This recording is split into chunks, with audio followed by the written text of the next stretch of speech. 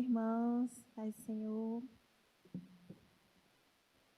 Quero convidar os irmãos a abrir a Bíblia em Filipenses 4. Carta de Paulo aos Filipenses, conhecida como a Carta da Alegria. Este livro de Filipenses, o Senhor tem falado muito comigo nessa quarentena, já li ele 4 vezes, para entender direitinho o que o Senhor queria ministrar no meu coração. Surgiu essa oportunidade de estar aqui hoje, e então eu quero compartilhar tudo que Deus tem ministrado no meu coração, os ensinamentos dele a respeito. Filipenses 4, versículo 10. Ora, muito me regozijei no Senhor por finalmente reviver a vossa lembrança de mim, pois já vos tinhas lembrado, mas não tinhais tido oportunidade. Não digo isto como por necessidade, porque já aprendi a contentar-me com o que tenho. Sei estar abatido e sei também ter abundância. Em toda maneira, em todas as coisas, estou instruído, tanto a ter fartura como a ter fome, tanto a ter abundância como a padecer necessidade. Posso todas as coisas naquele que me fortalece. Amém? Vamos estar falando com Deus neste momento. Senhor, estamos aqui, a Tua igreja, reunidas, Pai, para ouvir o que o Senhor tem para nós, acerca dos Teus ensinamentos. Fale conosco, que tudo que for falado aqui possa ser a Tua boca, Deus, possa ser realmente o que o Senhor quer para nós como igreja. Que o Senhor possa estar ministrando aos nossos corações, que possamos receber essa palavra, Deus, com o nosso coração alegre, porque o Senhor ama a Tua igreja e o Senhor instrui e ensina aqueles que o Senhor ama. É isso que eu venho te pedir e te agradecer em nome de Jesus. Amém. Os irmãos podem sentar. A Bíblia em Atos 16, ela vai nos falar que Paulo está na sua segunda viagem missionária. E então ele está ali no porto de Troade, hoje nós conhecemos como a Turquia, e ele tem a visão de um jovem macedônio falando com ele: Paulo, passa para cá porque nós estamos precisando de você. E então ele entende que aquela é a direção de Deus para a vida dele, e entra no seu barco e vai para a cidade de Neópolis, e segue até Filipos. Chegando ali em Filipos, Paulo tem a sua primeira conversão, que nós conhecemos, que é a história de Lídia, a vendedora de púrpura. Paulo, então, chega ali e ganha ela e toda a sua família. Logo após esse fato, Paulo se depara com aquela mulher que adivinhava, que também é muito conhecido por nós essa história, e ele se cansa de vê-la naquela situação, vai lá, ora por ela e a deixa livre daquele espírito maligno. E os homens que usavam aquela mulher para ganhar dinheiro não gostam, se levantam contra a vida dele e mandam prender. Injustamente, porque naquela época um cidadão romano não poderia ser preso antes de passar pelo julgamento, mas Paulo é preso. E outra coisa que nós conhecemos muito também é Paulo e Silas na prisão. Ele está ali com Silas cantando louvor, foram presos os dois injustamente, porque libertaram, fizeram a obra de Deus. E no meio daqueles louvores, as cadeias da prisão foram abaladas e eles são libertos. E o carcereiro então levanta a sua espada para se matar. Paulo fala: não, peraí que eu vou te contar como que aconteceu isso. Nós estamos aqui, não precisa tirar a sua vida, não. E ali é mais uma conversão que acontece. Paulo ganha o carcereiro e toda a sua família para Deus. Então, Paulo tem um grande amor pela igreja de Filipos, porque ali aconteceram muitos fatos na trajetória dele. Ele não estava destinado a ir para lá, mas o Senhor o mandou e fez o que tinha que fazer, o mover dele ali. E quando Paulo ele está lá preso em Roma, já firmou a igreja em Filipos, está preso em Roma, a igreja envia um diácono para poder levar notícias a Paulo. E então é onde Paulo escreve a carta aos Filipenses, agradecendo a igreja e sendo grato a eles, porque mandou de tão longe mandar um diácono para levar para ele ali o sustento, o alimento, né? Paulo, então, fica com seu coração muito cheio de gratidão e escreve essa carta para a igreja. Só que nessa carta, além de expressar sua gratidão, Paulo deixa alguns ensinamentos. Isso que o Senhor me chamou muita atenção, porque Paulo fala a respeito de buscar a sua salvação, cada um orar, ter a sua comunhão com Deus, buscar a salvação individualmente. Paulo fala também a respeito dos ensinamentos, dos falsos obreiros que iriam se levantar com falsos ensinamentos, mas que a igreja deveria permanecer naquilo que foi instruído. Mas ele também é muito taxativo em uma coisa que me chama a atenção no livro, que despertou assim muito a minha atenção, que é sobre o contentamento. E isso que eu quero deixar para a igreja hoje, sobre contentamento. Paulo, ele diz aqui no versículo que acabamos de ler, que ele não está alegre pela igreja ter se lembrado dele, por ele estar precisando de algo. Porque ele já sabia enfrentar todas as situações. Você pensa comigo, um homem que não tinha o plano de ir para aquela cidade, vai para aquela cidade e é preso injustamente. O que ele não poderia falar com Deus no seu coração? Deus, ao invés de estar naquela prisão, orando, por que ele não podia estar ali questionando a Deus? Deus, o Senhor me mostrou para vir para cá para eu ser preso? O Senhor me mostrou para vir para cá para eu passar todas essas situações? Não, ao invés disso, ele enche o coração dele de contentamento, de alegria, a ponto dele louvar a Deus, dele conseguir expressar uma adoração tão genuína que Deus quebra as cadeias da prisão. E ele fala que ele sabe passar por todas as situações porque ele tinha todos os seus planos antes de Deus chamar ele, assim como nós planejamos tantas coisas, mas Deus vem e fala assim, vem cá, agora eu quero, é isso que eu tenho para a sua vida. E a gente tem que fazer como Paulo, deixar e seguir viagem para onde Deus nos mandar.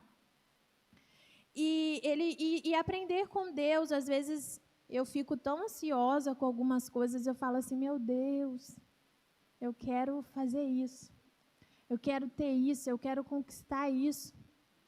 Mas a gente fica tão focado naquilo que a gente esquece de entender o que Deus vai ser engrandecido, vai ganhar assim, Deus vai ser claro o mover de Deus, que as pessoas vão ver em mim se eu tiver isso que eu quero conquistar. Se eu mudar minha posição no trabalho, as pessoas vão ver que eu fui reconhecido porque Deus se fez em mim, Deus me capacitou, ou só porque eu busquei trabalhar. Entendeu? Contentamento não é complacência. A Bíblia nos ensina que contentamento é você depender de Deus, é você entender este versículo aqui, posso todas as coisas naquele que me fortalece. Você não pode sozinho, você pode naquele. Quem é aquele? Deus. E Paulo entendeu isso a ponto de falar assim, se eu morrer por Cristo é válido. Se acontecer tudo isso daí na minha vida, mas Cristo for exaltado, eu já ganhei. Ele não precisava de mais nada, ele não precisava de status social, ele não precisava de ser reconhecido no meio dos homens, ele não precisava de nada disso. Ele fala, se Deus for reconhecido por meio de mim, através de mim, já me é ganho, já me foi válido, já valeu a minha vida, já valeu tudo o que eu passei. Eu fico pensando lá em casa, o quanto eu sou ansiosa nas coisas. Eu falo, Deus, por que a gente sofre tanto com essas coisas terrenas, com esses... em olhar para a vida do irmão e falar assim, poxa, por que eu também não posso ter? Poxa, por que a gente também não pode conquistar? Mas para cada um, Deus tem os seus projetos. Para cada um, Deus tem os seus planos. A gente fala aquele versículo que a gente faz planos, mas o Senhor é quem dirige os passos. Mas na hora que esse versículo se faz verdade na nossa vida, é doído. É doído. A gente fica questionando Deus, ao invés de a gente falar assim, poxa, os sonhos deles são maiores. E não se preocupar com o que vai vir, a gente fica, não, Deus, mas eu não queria assim. Poxa, eu planejei de outra forma, saiu tudo de outro jeito do que eu planejei. Meu Deus. Até a gente entender o amém, da gente falar assim, mas amém, Deus sabe de todas as coisas. A gente já sofreu tanto, já ficou ansioso, já teve preocupação, já passou mal, já aconteceu várias coisas.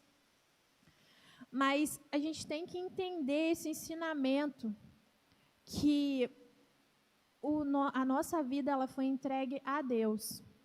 Então, o que Deus fizer, Ele vai ser Deus. O que Ele não fizer, Ele vai continuar sendo Deus.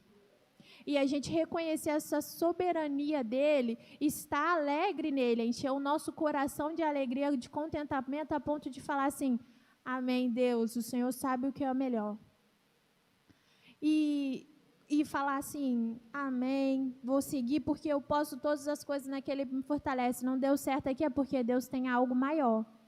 É porque Deus quer me colocar em outro lugar e eu vou conseguir.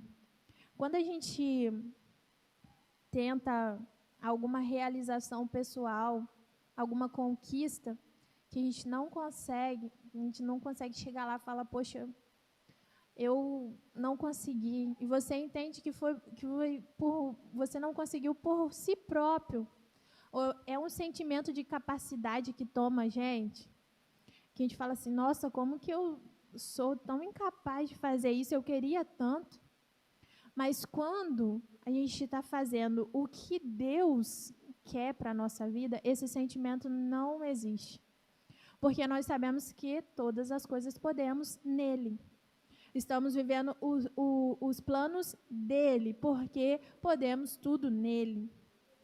E então, irmãos, nós devemos seguir este ensinamento, não só pensar em contentamento, falar de contentamento, mas cultivar no nosso coração, porque não é algo que as pessoas, contentamento não é algo que a pessoa pode ver, pode tocar, ou simplesmente olhar para você e falar assim, está contente. Não tem como. É algo que é desfrutado por dentro, só a gente, Deus sabe. É algo que é ministrado mesmo ali no nosso interior, é algo que não tem explicação humana. Às vezes as pessoas olham para a nossa vida e falam assim, nossa, está passando tanta coisa, igual Paulo passou tanta coisa. Tantas coisas aconteceram na vida dele. Mas quando você olha, você vê o quê? O quanto Deus usava, quanto Deus fazia. A gente não vê ele como uma figura assim de murmuração nem nada. A gente olha ele e vê assim, poxa, Deus se fazia presente. Deus se fazia presente. E aí a gente olha hoje a nossa vida e a gente pode falar isso. Deus se faz presente aqui. Às vezes a gente passa uma situação e fala assim, poxa, nossa, aí tem pessoas que olham e falam assim, você é crente, hein? Que isso, irmão, você é crente. Porque a nossa vida se abate tanto, a nossa alma se abate a ponto da gente dar vazão para esses sentimentos terrenos que não é o de Deus para nós. Mas porque somos humanos, somos falhos. Mesmo que esses sentimentos sobrevenham sobre a nossa vida, nós temos que entender, não, espera aí. Aqui já não é mais o sentimento que Deus quer para mim. Já esse sentimento aqui já está vindo para me afligir, para me tirar da direção que Deus quer. Espera aí, vamos orar, vou jejuar, vou no culto, vou orar com o irmão, estou fraco, estou ansioso, vou orar aqui com o meu irmão, vou dobrar o joelho, vou orar na minha casa, porque não tem como criar um relacionamento com Deus, ter esse contentamento dele sem orar, sem buscar. O pastor Domingo pregou aqui que as pessoas têm procurado muito em ser, em ter, mas não estão cheios do Espírito Santo, não estão procurando ser cheios. E essa é a verdade para nós. A gente tem procurado tantas coisas, a gente tem deixado tantos sentimentos dominar, mas quando é para a gente orar, para a gente buscar, para se encher, a gente já está cansado. A gente pega a Bíblia, muitas vezes as pessoas falam, né, quer dormir, pega a Bíblia para ler, que logo dá sono. Mas por quê, irmãos? Porque a gente cansa dos afazeres do nosso dia, das nossas lutas. Só que todo dia esse contentamento do Senhor tem que se renovar no nosso coração. É igual o ministério de louvor cantar aqui, ainda que a figueira não floresça, que não haja fruto na vide. Em todo momento nós vamos nos alegrar. Em todo momento nós vamos nos alegrar porque o Senhor é Deus. Ele é soberano. Não há nada que aconteça sem que Ele saiba, que Ele permita. Então, por que nós vamos nos afligir? Por que a gente vai se abater? Se tudo é possível nele e nós estamos nele. Não há motivo para a gente deixar esses sentimentos nos dominar. Neste momento de quarentena, eu tenho escutado muitos relatos de muitos irmãos falando, poxa, eu estou muito ansioso, eu estou tomando remédio, eu não estou conseguindo. Por quê? Porque eles não estão no ensinamento de Deus? Não, porque todos nós estamos passivos a sofrer esses sentimentos. Mas porque nós precisamos orar mais. É um momento em que a oração, a nossa vida espiritual, ela tem que estar ali constante com Deus. A gente não está podendo vir na igreja direto para poder ser fortalecido pelo irmão. A gente não está podendo, quando encontrar na rua, dar um abraço, ô irmão, estou sentindo a sua falta, me abraça aqui. A gente não pode, não é momento disso. É como Paulo falou para a igreja em Filipos, busquem a salvação individual. Este é o momento que a igreja está vivendo. Quando eu li esse livro, eu falei assim, a gente fala muito que Deus fazia no passado, que Deus operou milagres no passado, mas se a gente for parar para pensar, os ensinamentos dele também são os mesmos. O contexto é diferente, a época é diferente, mas o ensinamento é o mesmo. Olha quanto tempo Paulo instruiu a igreja a respeito do contentamento. E hoje, quantos anos depois, a gente ainda se fala em contentamento. Então, é um ensinamento de Deus que tem que ser cultivado todo dia. Orar e falar, Deus, hoje eu não estou tão bem. Hoje eu passei uma situação que me deixou um pouco abatido. Mas eu quero ter o teu contentamento no meu coração. Me preenche, me enche. Porque não adianta nada a gente buscar contentamento em outras coisas. Porque o verdadeiro preencher, o verdadeiro contentamento só vem de Deus. É só Ele que pode nos dar, não há outro, não há outra coisa. Tudo que você buscar que não for dele, que não for Ele, não vai te preencher, não vai te contentar. Você ainda assim vai querer continuar correndo e querendo algo que você não sabe o que é. Teve uma pesquisa com alguns milionários do mundo e perguntaram assim para eles, vocês estão felizes com a quantia que vocês têm? E eles responderam que não. E o entrevistador ficou indignado com aquilo. Falou assim, vocês são as pessoas mais ricas do mundo. Vocês não estão felizes, não estão contentes? Eles falaram, não. E ele falou assim, mas o que falta para vocês? Vocês têm dinheiro, têm casas, mansões, carros. O que falta para vocês? Cada um respondeu que faltava um valor a mais na sua conta.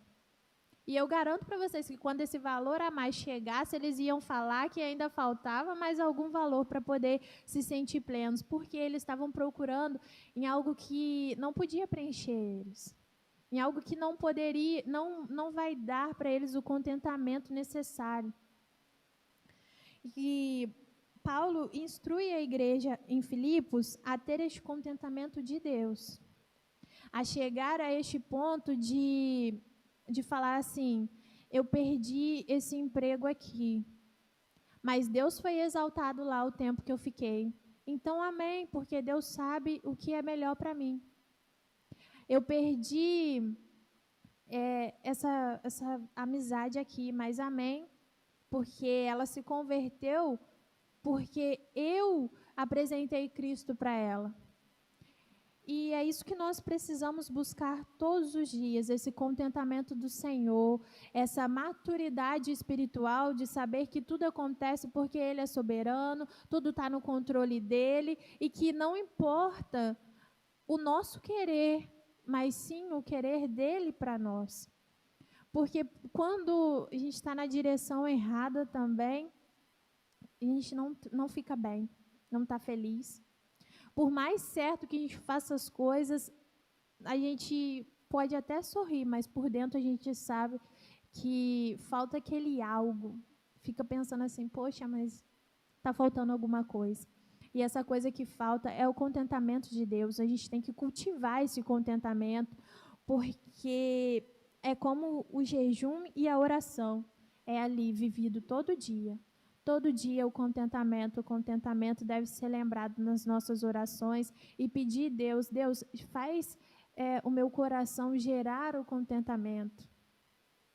Eu não estou querendo dizer aqui que a gente não possa conquistar coisas. Claro que podemos. A Bíblia a todo momento exalta e dignifica a pessoa que trabalha, que luta para conquistar as coisas. Mas o nosso coração não pode ser ganancioso ao ponto de esquecer quem fez todas as coisas e por que todas as coisas. Nós temos que ter essa visão de que tudo podemos naquele que nos fortalece. Tudo é possível naquele que nos fortalece. Contentamento, tem um escritor que define ele como eu dizer que Deus é bom agora. Será que neste momento nós aqui podemos dizer Deus é bom? Você pode dizer aí Deus é bom? Isto é o contentamento. Deus é bom agora. Não importa o que vai acontecer quando a gente sair aqui da igreja. Deus é bom agora. Não importa o que vai acontecer amanhã. Posso todas as coisas naquele que me fortalece. Quero convidar vocês a ficar de pé e a declarar isso, que você pode todas as coisas naquele que te fortalece, que Deus é bom para você agora, que se Ele fizer, Ele vai ser Deus, se Ele não fizer, Ele vai ser Deus, porque você entende a vontade dEle para a tua vida. Declare isso com o ministério de louvor e leve esse ensinamento no seu coração para ser cultivado todos os dias. Amém?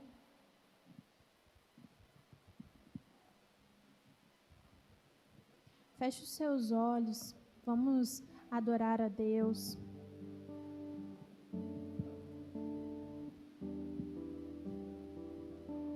Aleluia.